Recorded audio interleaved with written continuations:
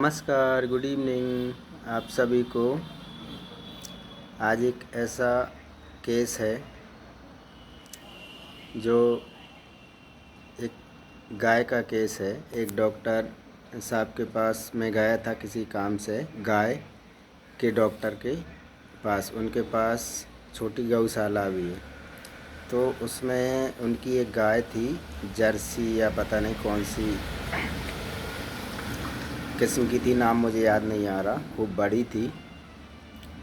तो उसको ये इतने छोटे छोटे, कुछ इतने छोटे कुछ इतने बड़े आकार के मसे हो रहे थे, और मसों की जो संख्या थी वो इतनी ज़्यादा थी, कम से कम 200 मसे होंगे छोटे, और बड़े कम से कम 20-30 मसे थे। तो वो किसी डॉक्टर से, उनकी दवाई तो काम नहीं कर रही थी, वो गायों के डॉक्टर थे एलोपैथिक, पर किसी ने सलाह दी हुई कि होम्योपैथी दवाई से मसे झड़ जाते हैं। तो वो थूजा ऑइंटमेंट, मदर टिंचर ऊपर से और अंदर से वो इंटरनल थूजा खिला रहे थे 1 M तक 10 M तक। उनने मेरे को बताया, बोले आप के पास थूजा है क्या? उनके थूजा तो है मेरे पास।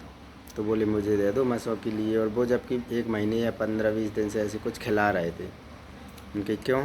बोले मसे हैं। उनकी मसे में तो बहुत सारी दवाई लगते, तुमको कैसे पता कि थूजा से ये? बोले नहीं नहीं, आप तो थूजा दे दो। यूट्यूब पे भी उन्होंने देख रखा था, तो नहीं नहीं थूजा दे दो।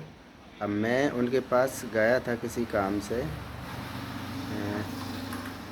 किसी पशु के ही ट्रीटमेंट के बारे में।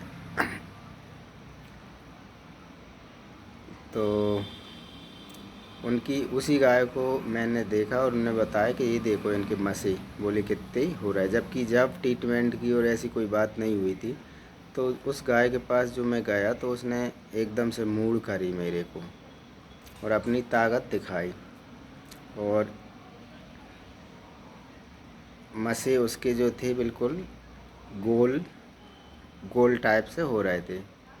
तो मैंने रेपटरी में एक तो उसकी जो कैलकेरिया का नेचर देखा, क्योंकि वेल्दी रहता ही है कैलकेरिया, और अपनी स्वभाव को वो खोल देता है कि मैं ऐसा हूँ, मेरे पास इतनी ताकत है, मेरे पास ये सारी चीज़ें वो बताता है।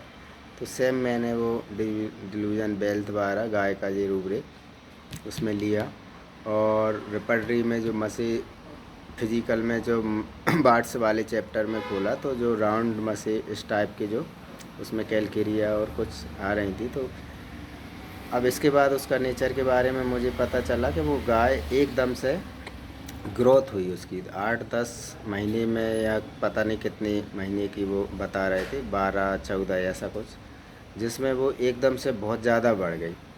एकदम से उसका शरीर बड़ा फूल गया, और उसके साथ उसको मसे हुए।